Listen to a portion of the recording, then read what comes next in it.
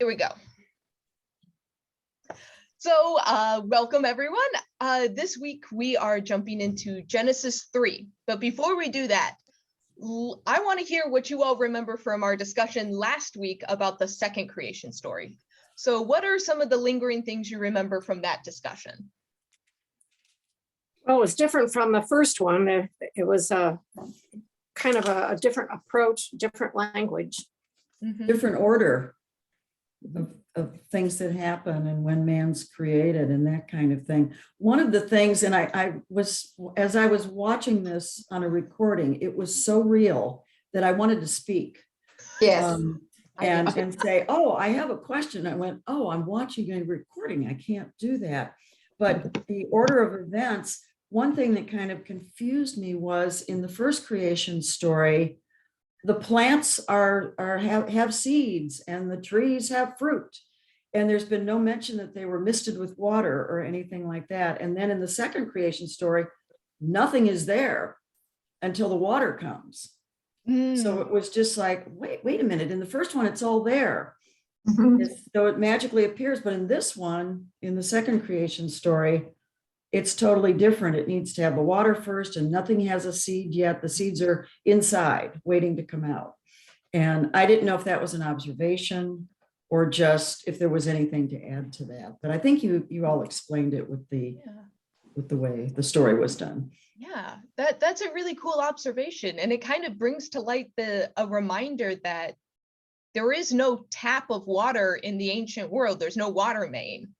And so you have on the one side kind of the first creation story of like the watery chaos that we talked about, like water is unpredictable, water is in the beginning, everything is like this wateriness. And on the other side, it's almost more desert-like, that there is water that needs to be brought up.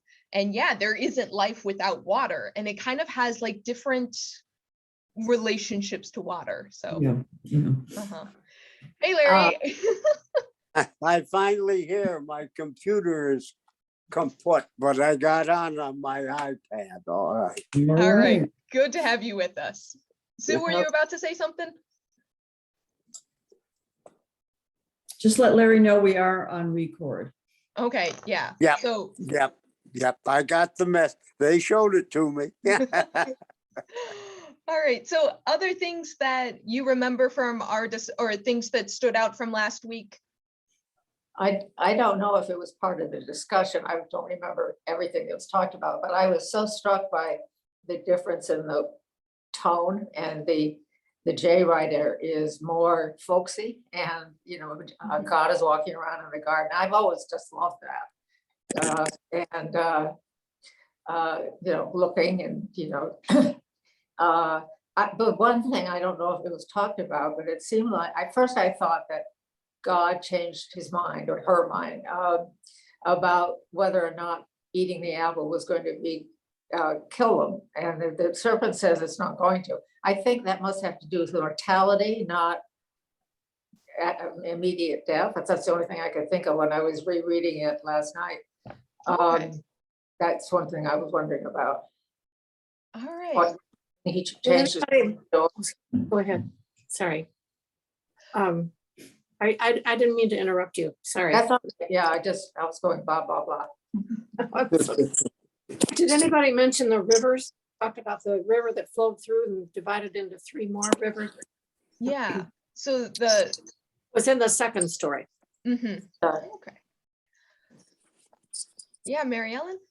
I'm coming back to when we had this discussion about helper and partner, and my lack of knowledge about the use of the words like helper, me taking it from the American English Dictionary, vocabulary, whatever, they are not equal. But the explanation you gave about how helper is used in the rest of the Bible helped me understand what this was actually saying. So. Yeah, I thought it was a good thing to be a helper, but later on it does say that the wife is supposed to do what her husband tells her. So later on. Yeah.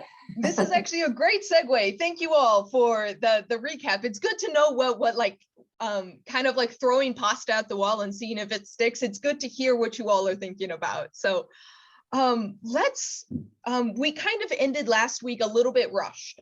So we're going to pick up a little bit of the end and keep going, because unlike the previous our transition from chapter 1 to chapter 2 to chapter 3 is the same story. It's just kind of the next chapter in this same kind of narrative. So when we like wrapped up last time, we saw, so we have the creation, we hear the rivers, initially, if you remember, there's problems in paradise because God makes the primordial human being and says it's not good, as contrast to the other one, it's not good that this man is, or this human is alone. So with the trying to make animals, animals don't cut it. So God takes a piece of Adam and makes Eve. And the moment that Adam sees the woman, it's like, this is bone of my bone, flesh of my flesh, we're going to be one. So this is solving the fundamental problem that we're not meant to be alone. So going from there, where we, there's kind of this hint of like, well, the man's leaving the father, clinging to his wife. We have Adam being created first and the woman being created second. And so there's kind of these dynamics, but theoretically in this primordial state, they're equal. They are connected. They are one, made out of the same stuffs, but theoretically they're kind of on this even playing field. And as we see, that's gonna change. So when we flip over to chapter 3, what's interesting is we've had a lot of Adam's perspective up until this point. And immediately we actually switch into Eve's perspective. And she actually is the talker and the actor in this next scene. So just between the conversation between Eve and the serpent, stopping after, stopping at that point before they talk to God, I'm curious if there's any details that popped out to you in this conversation between the serpent and, well, she doesn't yet have a name, the woman, between the woman and the serpent. Well, the serpent is telling her something different from what she thought the deal was. Right. She thought that it would mean death, and the serpent says, no, that's not true. You just be smarter. So I guess, you'll know. I don't even know if the serpent said that. You'll know good and evil, I can't remember. But yeah, so a wily old thing. Mm-hmm. Didn't take much. So, but here's a question. Is the serpent wrong? No. Well, wait a minute. Well, he says you will not die. About God mortality. said they would. I don't know. At that point, I think God said they would die. And if he says it, then it would happen. But the serpent is putting doubt into her mind Right. by saying, oh, no, you won't die. It will just open your eyes. But I thought it had to do with maybe. But he was right. He was right. Because they didn't die. I mean, could you throw in here that your innocence will die? I don't know. Or That's just, yeah. I thought they did die. Adam died. He was 930 years old, but he died. Uh-huh. Eventually, If yeah. you believe Eventually. that one day is 1,000 years. They Oh. lost mortality. I was wondering if that came in along this line too, Larry. Mm-hmm. So, I mean, so we have this interesting dynamic. So the first thing the serpent says is fundamentally false. Did God say you shall not eat from any tree in the garden? He posits this and it's a little bit of a hyperbole. And so Eve's like, no. There's no problem here. We can eat from every tree except for the one tree. Mm-hmm. One detail, I told you to remember this in our discussion last time, but there's another detail in this kind of conversation, which is just interesting. When God says not to eat of the tree, who did God talk to? Adam. Adam, before Eve existed. Yeah. Oh. Mhm. Oh, Hmm. okay. So this is one of those interesting tidbits. God says, God puts the primordial, the only human in the garden, saying you can eat of everything, don't eat of the tree. But at this point, Adam and Eve are either jointly in the same person, or Eve doesn't actually exist yet. Hmm. Which means if Eve knows this, it's secondhand knowledge. She probably didn't hear it herself. Oh. Hmm. So Well, what the is, He commanded the man. yeah. say that again? He commanded the man. Mhm. Yeah, she's Yeah. not there. Right. It's not until the But- next verse she comes up. But if you believe that she was formed out of Adam's rib, would she know everything that Adam knew? That's Oh. the question. Mhm. If they were partners. Mhm. Oh, I would think they would have discussed it, and he would have told her, Mhm. but it doesn't say that. Yeah. Then it would be secondhand now. Yeah. But it's still She's supposed to do what he says. I like Larry's interpretation that if she comes literally from his rib, she is everything that he is. Mhm. Knows. Interesting, it doesn't say that. though. It doesn't say that. No, we're Right. postulating. So No, this is she one of heard just those. She might have just had a little argument with the serpent for a minute or two, though. I mean, wait a minute, Adam told me that. Yeah, but what's the writer's intent there? Is the writer's Yeah. intent? I mean- look like she's really innocent, or is it, she knew, she said, I can't do it because, well, she repeats what Mhm. she knows it. She could have said, let me go back and ask God about this. Yeah, So There are a lot of here's- things she could have done, but she didn't. But here's the other conundrum. So I love this because the morals of this are so complicated. So we don't know if Eve has first or secondhand knowledge. yes, So one version of interpretation is that one human being, more like mitosis, got copied and separated. And so there's like an initial sameness to them that just kind of got subdivided. And then there's other ones, the other version of interpretation, more like a piece of Adam got taken and built Eve out of it, which means she has secondhand knowledge. We don't know, but it's just a fun thought experiment of like, does this actually change the dynamics in the story? But the other thing is, at this point, they haven't eaten the fruit of the knowledge of good and evil, which means Eve doesn't know the difference between good and evil, which means how do you hold her accountable if she doesn't know that disobedience is bad? Mhm. Wow. she knew that she didn't want to die, but she didn't know it disobedient was bad. Okay. Mhm.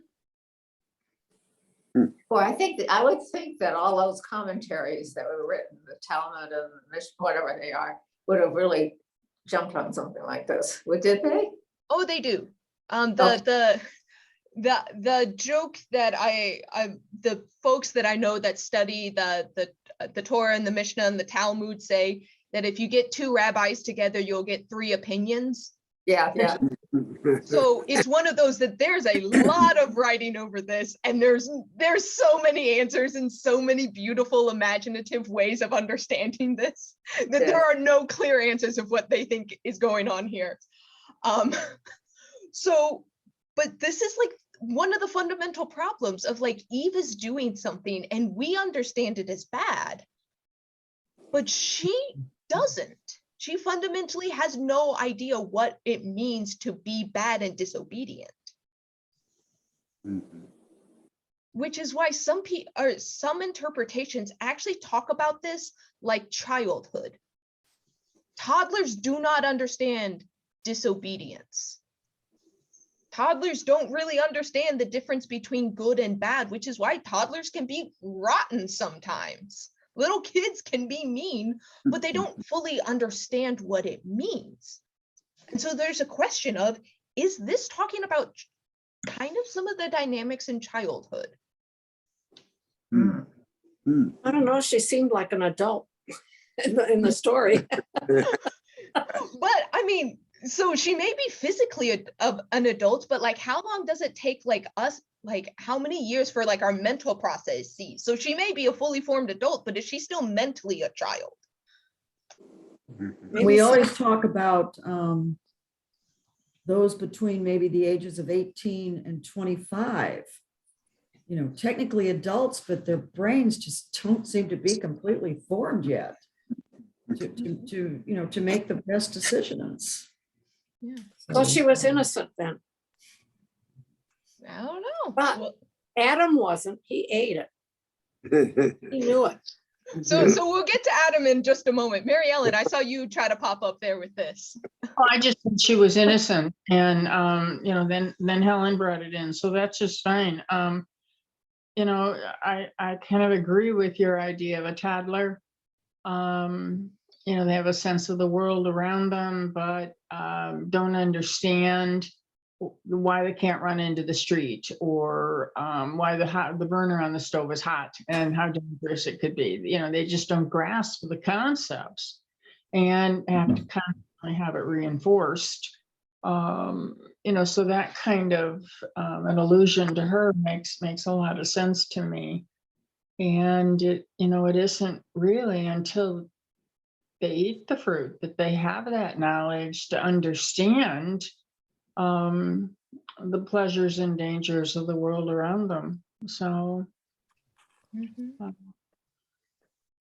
it's an interesting view of the situation. Why did And the God, snake is temptation. Yeah. why did God put that tree there in the first place? I mean, what was the reason for it being there? So there'd be a So- story maybe? How this There's all got another started? question, especially, so this is my problem with taking this story very literally. I tend to look at it more as like literature and allegory. I will put that on the table. I'm more in that camp just because there's more to do with it. You can explore more avenues in the story than like tying it to historical reality. Because yeah, if it's historical reality, God, there are better solutions to having this tree of good and evil than putting it in the center of a garden and just telling toddlers to not touch it. I think we all have experience. You tell a toddler not to do something, what are they going to do? Do it. Well, do it. Right. So if God is our heavenly parent, which is language we use a lot, especially in the Christian tradition, especially with how Jesus talks about God, why is there a tree in the center of the garden that is knowledge? We talked earlier when we were having the creation of the world that God had a plan in all that he was doing. And I'm wondering if this is actually part of the plan, that he put it there intentionally and with foreknowledge of what would happen to these two people and a forbidden tree. If they didn't have the knowledge of good and evil, how could they even understand the concept of a forbidden tree? Yeah. So that is actually a very traditional Jewish belief. Really? Yeah. So I'm going to blame this on Paul because, I mean, we've talked about Paul in Bible studies before, and you all know that I'm not the biggest fan of Paul. It is from Paul that we get a lot of the language of original sin and the fall, and kind of this idea of this story being like humanity's downfall, that everything was perfect if only we could have maintained this, and then we're just corruption enters the story. And a more like Jewish understanding that's more found in like what we were talking about in the Talmud, one of the common threads is, no, this is intentional because we don't stay children. The reality is we do grow up. And so that if Eve is a toddler, eating of the tree of good and evil is a description of maturity. That there's a point where children do start to understand actions and consequences. And sometimes they understand actions and consequences by doing things like touching the hot stove. Okay. So what do you all think of that? Of this actually more than like the fall of humanity and the entering of corruption into this perfect idealistic creation, which in some ways the second creation story isn't. That's why I pointed out initially, God made a human and said, wait, hold on, something's not right here. It wasn't perfect in the second version. There was an initial problem. And now we're seeing this other thing. Is this a coming of age story? I So in like your interaction with children, like when did children start? When did you see children learn and like kind of understand morality more? Was there a moment? Is there an instance you all can think of? Sue, I can see you've been trying to jump in. What's going on? Well, I was just going to say, I really like the Jewish idea, but I think it's very gradual with kids. You have to teach them, and some parents, this is from my experience working with parents, start thinking that very, very young that their kids are being disrespectful because they're not being obedient, even though they're not old enough to understand what obedience is. Really, they know that, you know, they don't see the value in it. I think then they really act up, and that continues to be a real problem. So I think that the idea that it's a process that you know, you go through life and you grow up and you understand good and bad, you know, because, you know, it's good is good and bad is bad, and it's only that it's not because of the apple or whatever. It's not original sin. I think that the concept of original sin, I hope this isn't, no, it's okay to say that, is really very damaging.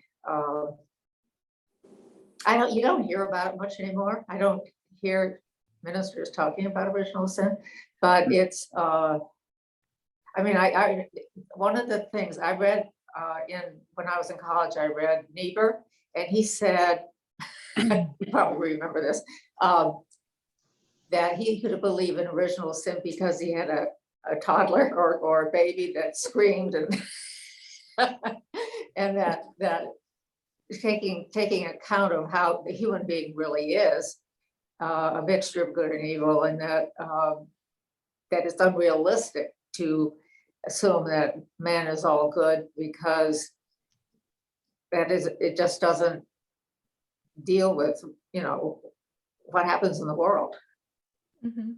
Yeah. Mary Ellen? To your question of at what age, or I've lost what your phrasing was, but from the educational, you know, my whole life in education, they say around 6 or 7 that children can begin to really understand that the world is made up of things that are dangerous, or there are things that they're beginning to grasp this. And I've been thinking about it while Sue was talking, and I think 6 or 7 is about right in my experience. Okay.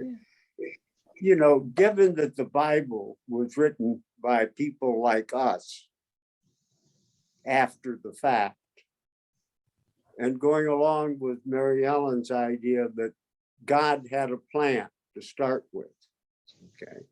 Now, was part of his plan to have this little scenario where the serpent comes out with the apple and the two of them eat it, and that produces the way we are. That separates us from God. And it also shows the whole thing was his idea in the first place. And we're simply carrying out what his wishes were. So there's a few ideas that you're asking about here, Larry, and these are really good and difficult questions. So the first question, the theological term you'll see in the books is providence. Basically, how much is God in control? How is God literally a puppeteer pulling strings, making our arms move? How much free will do we have? Which is all about what John Calvin loves. John Calvin, all about God's providence. God is in control of the entire universe. A leaf does not fall without God's permission. And so it leads to this very deterministic kind of worldview where we get the language of being the elect or the chosen, the damned, and the elect, quote unquote, which are church people, because God elects us, and we know this because we know of God's elect. We know of these concepts. But a lot of people really do not like this, because then it negates free will, and it literally makes, like, that means God literally designed people to be damned, and that's a very terrifying idea of God, in my opinion. I very much don't like that. But the other option is like somehow the world is out of God's control, or God is choosing not to pull the puppet strings when God can, which people also really don't like, because the question, I mean, the inevitable question you will hear is, well, if God is all powerful, why did God not stop the Nazis? Like, that's also sounds terrible. And so that's that's kind of the question I hear you getting at, Larry. It's one of those that, like, did God engineer and puppeteer this situation? Or is this kind of like somehow out of God's control? Because in the end, God also made the serpent and made it crafty and wily. And just a side note here, if you notice, there is no conversation of the devil in this. The serpent is literally just an animal, not a demon in this story, just an animal. But it's still part of God's creation, and God created the serpent crafty, evidently. So it feels like God has some culpability. Does it say in the Old Testament everything is preordained?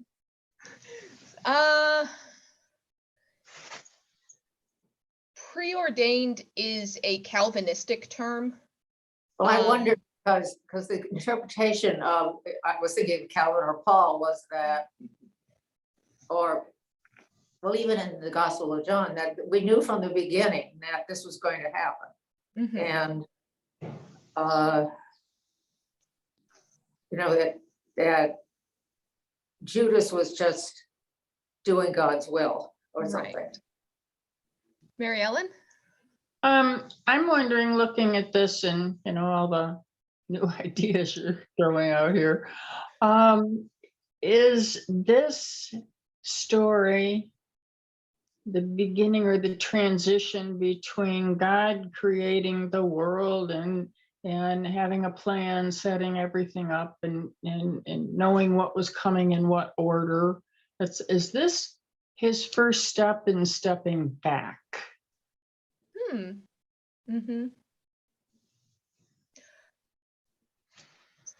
So what I'm hearing in that, tell me if I'm extrapolating correctly. When we love someone with like true love, we don't try to control the people that we love. With children, one of the things we like to do is bring them up so they have agency. And we actually think we have bad terms for, I mean, the one that's coming to mind is like helicopter parents who like are restricting control, which is, and between romantic partners, being controlling is seen as abusive. And so by stepping back, it's actually a form of love and like letting and giving agency in a way. Is that what I hear you saying, Mary Ellen?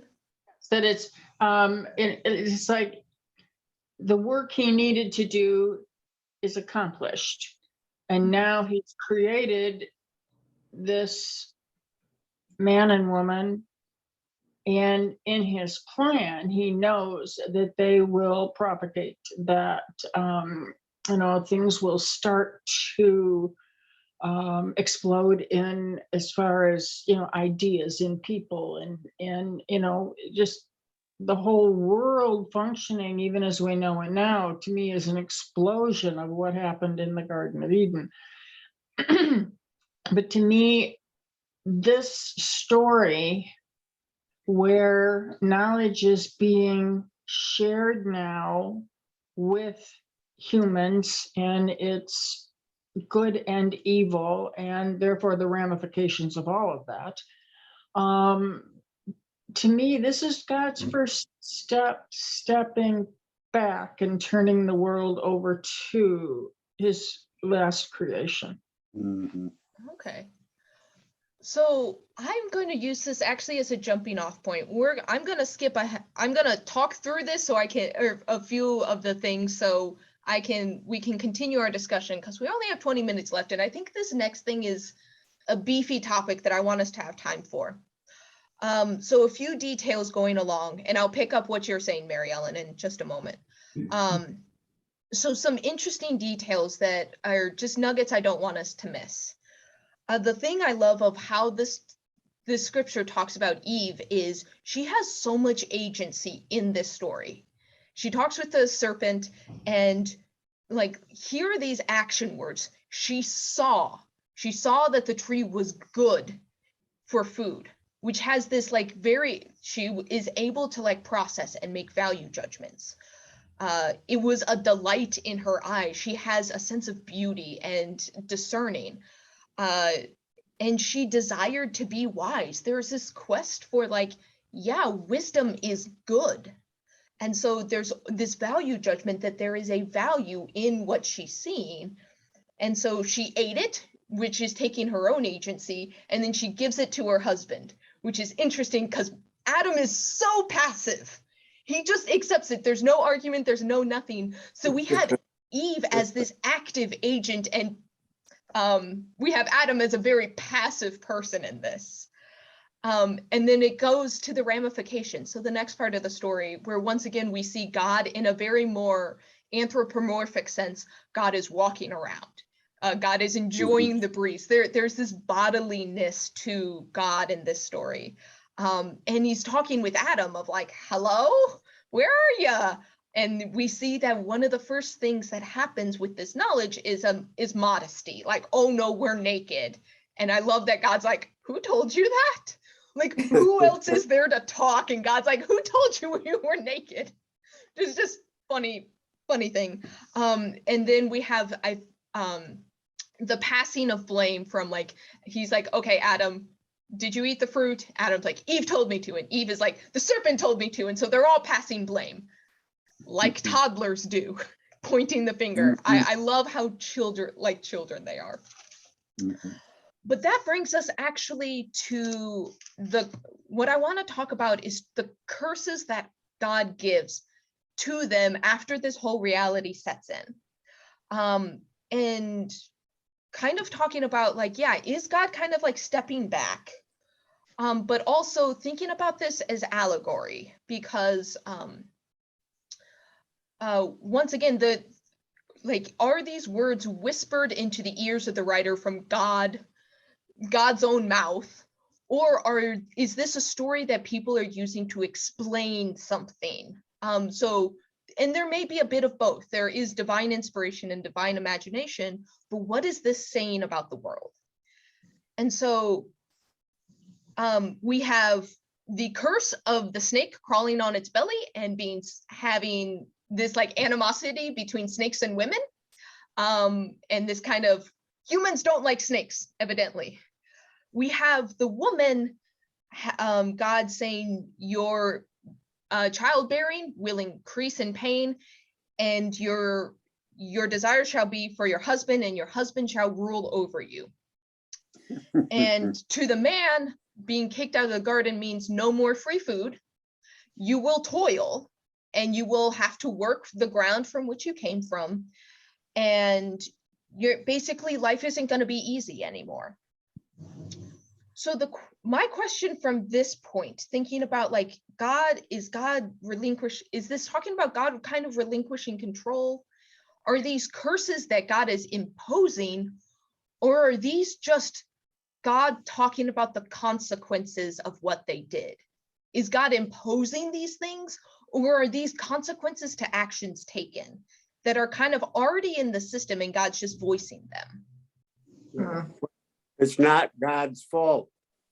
It's What do you their mean? fault. Well, it's not God that made man's life so miserable and woman's. It's the fact that they disobeyed God's will or instructions and they ate of the fruit. So God didn't create us to have all these terrible things going on. That's our own doing because we disobeyed God's word in the beginning. Okay. And it really does hurt to have children, and it really does, working in the fields is really hard work. Work, yeah. Describe reality, Yeah, and there are wars and bad people, and the Yeah. people that wrote the Bible were experiencing all of those things. Mhm. You know, so they had to have some reason for it. You can't say, well, God did all these bad things. I think my own belief is that it's sort of consequences of the things they did. A child puts a hand on a hot stove, they learn that they get burnt. But I noticed that in the wording in verse 15, it says, I will put enmity between you and the woman. So he's doing something. And then Okay. down on verse 6, He he sure says, did. I will greatly multiply your pain. So he's doing that. And so it's not, it's sort of like in which I commanded you. It's sort of like, I don't know how to take it when the God is doing these things. But on the other hand, it seems as though it's a result of what they did. These are things that would naturally happen. Okay. So there's a little bit where God is not entirely a passive agent, but there is a bit of like actions have consequences. And so here are some of the consequences. Mhm. so that's how you hold people responsible. Mhm. So one of the things that I find fascinating here, especially with how the history of interpretation of some of these passages go. So we do have the institution of patriarchy here, your husband shall rule over you. It's not a blessing, it's a curse. It's literally one of the things that is showing a break from paradise, that there's an initial equality. And one of the consequences of this kind of dynamic between the two of them is actually inequality. Inequality is not the designed order. And it seems like because of this knowledge of good and evil, this kind of grappling with what it means to be both good and bad, the reality of that kind of ability to be good and to be bad is this fundamental inequality that gets entered into the system. Which is why this is one of the things that really speaks to me is like, oh, if we want to get back to paradise, what can we do? How can we kind of repair some of the relationships?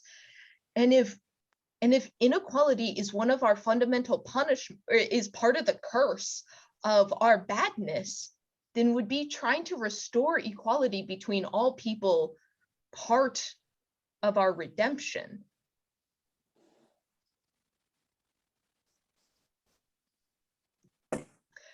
And similar thing for work. Evidently, God created us to lounge in a garden. Sounds pretty great to me.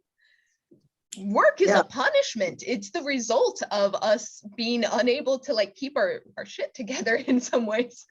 That Well, I always thought work was a goodie. Good thing. So we were created to, we did have responsibility. So to tend the garden, to be stewards of it is kind of the intended design. But now that there is like this imperfection entered in, to toil is the thing that separates us from our Garden of Eden state. We're not actually meant to toil. It's kind of what happened. It's one of the consequences. Yeah. So does this actually speak to our world still today? Are these things that we still feel like are in effect, both toiling and inequality? What do you all think? Well, that's, I think the inequality between men and women in certain cultures is evil in many ways, with what done to women in the Muslim and you know, in India also. I mean, they do awful things. I mean, we're not so great here, but it's better. In certain parts, there's a lot of still, rape. What? there's still very conservative parts of Christianity that are just as bad as anywhere else. Yeah, at least we can vote. But I years ago, I was told by one of my clients, who's probably no longer alive, that he thought because the Bible said that we will be of one flesh, that meant that his wife could read his mind, and he was furious that she didn't know certain things about him, and I didn't. All that just came out because I said, well, why would you think that she could read your mind about this if you didn't tell her? And that's what he said. So I thought that, yeah, there is a lot. So what do you do when you overturn what it says in Genesis? Is that something we've had to fight? So is this I mean, that's a good question. Is that since God curses us with it, do we just resign to it? Or is there anything in our tradition that helps us push against the curse, the various curses put on us here? Well, if you truly believe that God is a loving God, Right. then you could say, well, in some way, this is a mistake, I guess. Or Not we've supposed to. got to do something to correct it. Yeah, well, there's a lot of things like in the 10 Commandments, and certainly in since Jesus said that killing is wrong. I mean, there's a lot of stuff that's wrong, you know, that you are told. Mhm. Yeah, Bible. Isn't that a correction? Right. So like, let's go back into our child psychology mind. So if this is coming of age, and this is kind of like I mean, there is a bit that's, I think, descriptive, not prescriptive. And that's my fundamental thing, that I think the curse describes the world we're in. I don't think it needs to be the prescription of how it's supposed to be. Supposed to be, yeah. So when a child does do something dangerous, the hand on the stove is a great example, just because there's a little bit where you say no, child does it, there's like the immediate consequences that like is not your own punishment. How do you respond to them after they they get the burn? What is the response afterwards? I told you so. Okay, yeah. Anything else? I'm sorry you burned your hand. Yes. Mhm. Let me put some salve on that. It'll feel better soon. Okay. And what will you do next time you're near the stove, maybe? Well, they've got the burn to remind them. Mhm. They know. So what if it's something that isn't, so we have the burn, and so the burn is like the consequences that are kind of out of our control. The child has learned hot, don't do that. What if it's something more like don't hit your sister, and or don't hit your sibling? We'll make it gender neutral. Don't hit your sibling, and the child then does it again. What's the response to like how do you teach them that like bludgeoning their sibling is not a good thing, but you want to instill the knowledge of both good and evil? How do you do that? Whack the child. No, Larry. Time out. Helen's ideas about parenting are wonderful. I think it's Right, God would not want you to be hurt, I don't think. If he's a good, kind God, he doesn't want you hurt. He wants you to feel better. He wants you to get over it, but please learn from this. Don't do this again. Mhm. I think of for a child that hits a sibling, my reminder was to sit on the chair for 5 minutes and think about it. And how does your sibling feel? You know, sort of thing. Mhm. That was what I used to do.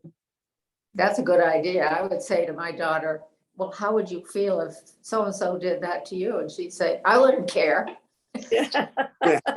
I was stumped, but she did learn not to do it because the consequence of, I wasn't a good consequence by scolding her, but if she found out that her friend was angry at her or, you know, wouldn't play with her anymore, that I don't know, but she doesn't do that anymore. Right. They do eventually learn not to do it. How do they do it? I'm not sure. I think reality is the best teacher in some ways, but Yeah. Mhm. the yeah, a lot of kids do things with testing things. I think test to see what Right. the consequences are. Right. So a lot of punishments are not meant to be eternal, right? Right, yeah. At the point that punishment becomes nonstop, I believe that's the point where it enters into abuse and neglect. Oh, yeah. Mhm. Mhm. And I don't believe we have an abusive God. That is just fundamental. The moment that I think that God's punishment is eternal is when I think that it's abusive, and I cannot bring myself to believe that. That is my own personal stance. And so it's one of those that we have curses here that are, I mean, so we've talked about a variety of ways that we teach children. So there's the very classic, give them a swat on the butt, which is less favorable today. There's a lot of studies on it. I'm not going into that, but that is a classic correctional behavior. I mean, that's the same kind of idea as like going to prison. That's that level of consequences. We're going to set parameters and there's going to be this. There is we're going to sit you in timeout and kind of talk. And like, we are going to inform you that this is a bad thing. And we're going to try to like put the parameters in kind of more in not a physical sense, but in a separational sense. And then there's the other one where, like Sue, you said, experience is the best teacher. You hit your sibling hits you back. That's not fun. You kind of learn. And so we have some of a mixture of all of this that we learn from, which makes me wonder how much, or so greatly increasing the pain of childbirth. I feel like that's just descriptive of like, why does it hurt to give birth? Because it's part of the fall of humanity. Notably, Eve hasn't had any children yet, so she doesn't even know. But we have kind of this descriptor of inequality and the work, and that there's a toilsomeness to it. And so there might be a little bit of all three punishment strategies, not punishment, correctional strategies. But that, once again, I don't think any of these were designed to be eternal. And if so, or if we see them lasting so long, it's only because they describe the world we live in. And it's kind of this coming of age. This is the reality we live in now. Mhm. And so the scripture wraps up, because I'm seeing we're close to the end of time here. There's one interpretation that I just want to throw out there. I'm just going to throw it out and leave it, just because this is I know you all like little tidbits of trivia here. One other interpretation, there's the coming of age interpretation. Another line of interpretation is that this is an allegory for the agricultural revolution, for people learning how to farm. Because what anthropologists and archaeologists have found is that farming was actually really terrible to start. There was a lot of disease and malnutrition, and the people who started farming actually had a rotten time doing so.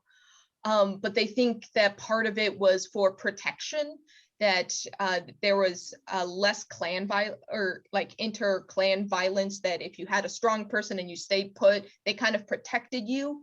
But life expectancy went from about 80 to 40. So hunter-gatherers, once you make it past childhood, live a long time. And then agriculturalists got like decimated. So the question is, why aren't we hunter-gatherers anymore? Also noting that hunter-gatherers work about 8 hours a week gathering food. That's it. Hunter-gatherers do not work much, and farming is very intense. So the question, they look at this and go, oh, are these people wondering why they kept farming and kept herding? Oh, it's because God cursed us this way. So that's just one thought. Gonna leave that one. What's up, Mary Ellen?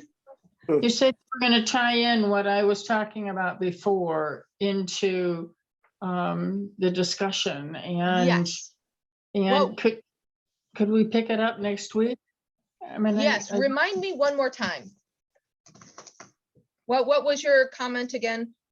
Well, was the Garden of Eden and the eating the forbidden fruit God's way of stepping back and continuing his plan that he's now turning over? There we go. Okay. And I wanted to pursue that a little bit more, but we don't have time now. Okay. Yes, we can pick that back up. The connection in my brain was letting consequences be consequences is kind of a way of stepping away. That's where my brain made the connection. Let's talk about it more next time. Okay. One other fun thing, if you all have time, is look up what a Babylonian cherub looks like, because it turns out cherubs aren't fat but babies with wings. They are guardians with the head of a man and the body of a lion, and they're kind of scary. Ugly. So with that, can I pray us out? Yes, please. All right. Good and gracious God, even though it seems like you are willing to let us learn the hard way, we also know that you're a God who is not too far away. For God, you came to us in the person of Jesus Christ, so we know that you're close at hand. We thank you for your guidance and for not leaving us to just sit in our own filth and sit in all the things that we do wrong, but you bring us hope and you bring us joy and you bring us promise that yes, there will be an end to the imperfections of humanity. So help us be the best versions of ourselves. Help us seek out the way of the Garden of Eden, so we can be like that in a state of paradise and harmony with one another. We pray all these things in Jesus' name. Amen. Amen. Bye, everybody. All right. Thank you.